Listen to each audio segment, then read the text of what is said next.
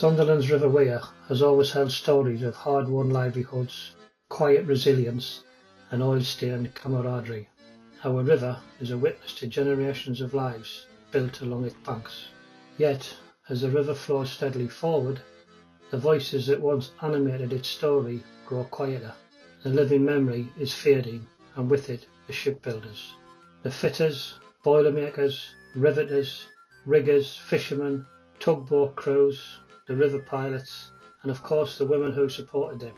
They lived and laboured beside the river. Many have passed on, taking with them memories not recalled in books or monuments. By capturing these stories, we aim not only to document the human experience surrounding the River Wear, but also listen to history as told by those who lived it. Our river then ceases to be merely a map marker. It becomes a living archive of collective memory.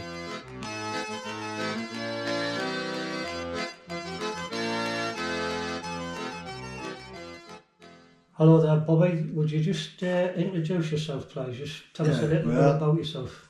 My name is Bobby Thompson.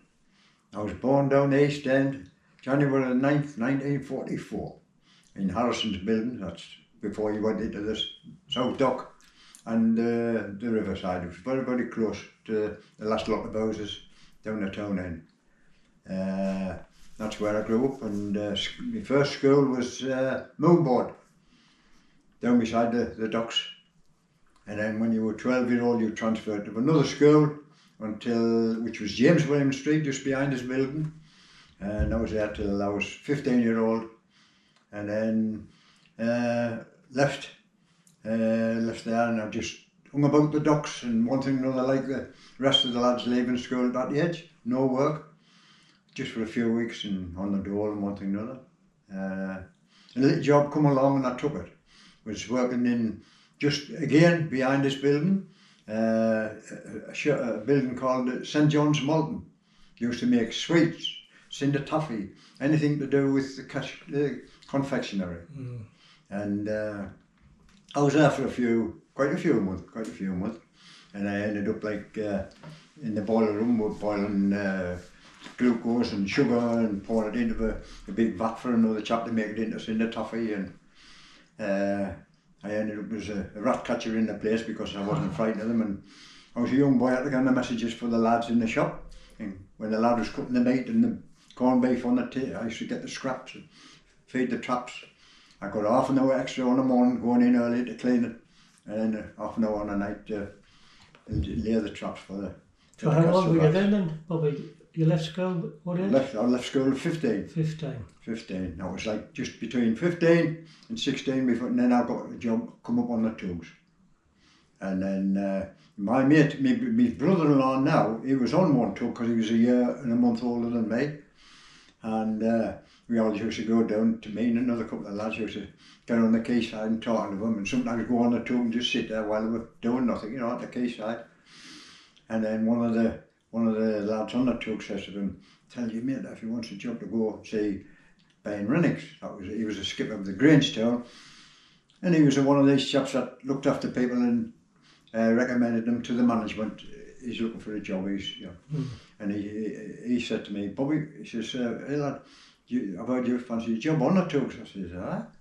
He says, "Go up to the Bridge Street to the tugboat office and see the manager, tell him I've recommended you." Well, I've done that. I got the job. And I started down in what they call a tug cabin on the South Dock. Just as you go through the first set of gates, there was a little cabin there. And there was a man sitting there. It wasn't a very big place, just like this, taking phone calls, passing them to the management for the write them down, and giving this to the tugs, the bills over the radio. I was there for 6 or 8 months doing that, running backwards and forwards, getting bills taken to the office. And then, because they start a lad early like that, when they know there's another lad on one of the tugs nearly finished his apprenticeship. See, when you've done it 5 years. So I was in there for a few months, and the lad finished, and he left, come off as a deckhand, and I got his job in the Appleton Hall, the one that's in San Francisco now. Oh, the Appleton Hall, yeah. To put it bluntly, she was a real ball breaker, Right. She was all hours of the night, and I've noticed you've got some lights over there, but we had some big things, enormous things. Skipper used to say, we're going to work tonight, mind, have you got your lamps done? And I'd sit there and fill them up with paraffin and take the glasses off carefully before you broke them and trim them with what they call lamp scissors, wick scissors, and trimmed them up and make sure the flame was right and everything, you know.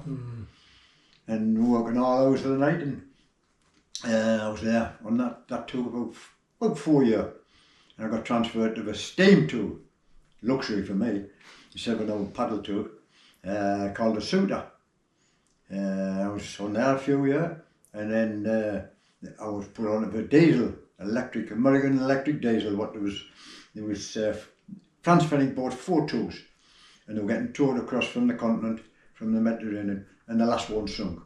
So they managed to get 3 in. There was one called the Riveters, the Grangetown, and the Cornhill. And I got put on the Cornhill as cabin boy, and good crew. And then lo and behold, I had 6 months to do, and we found that the crew on this Cornhill was going to be transferred to the new tugboat we're getting built called the Dunelm. And the skipper says, Bob, he says, I know you've only got about 6 months to do, and then you finish your apprenticeship. I says, yes, right. He said, well, we get the new tug, do you want to come now with us as crew? I said, he says, oh well, so I says, okay.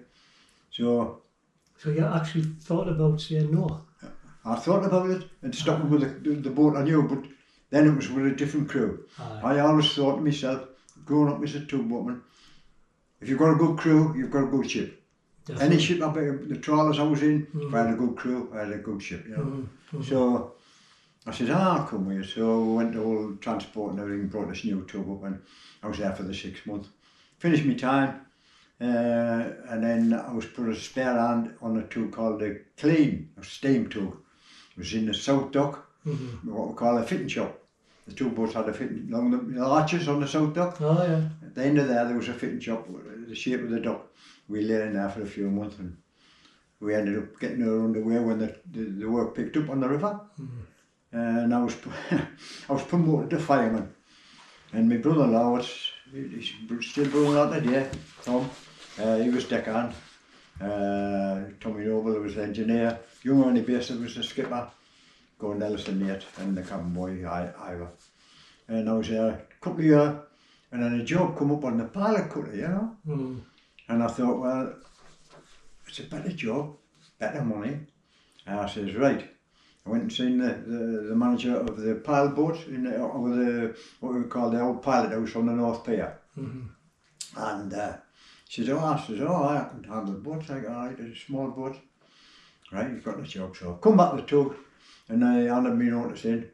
And good was, you know, if you want to leave now, you can, instead of working a week's notice. I said, okay. So I got the job on the pilot cutter, and at the same time, I was like a deckhand on the lifeboat, a local lifeboat, you know. Volunteer there, was it? A volunteer on the lifeboat, yeah, yes. Yeah. Right. Good. Yeah, which I thought it was good.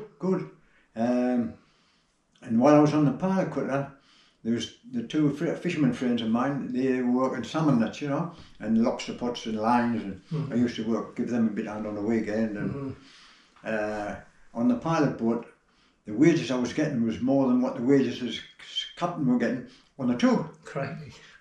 Because they had to depend on the overtime to make the wages. Yeah. At the time I was getting £25 a week, and that was more than what the skipper on the tug was getting.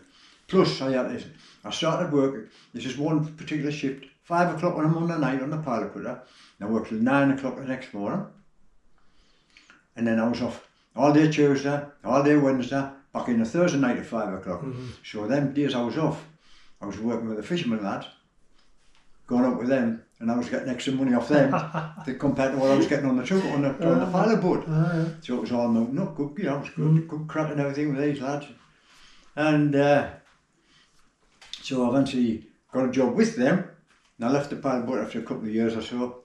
I was always on the water from leaving school, you know.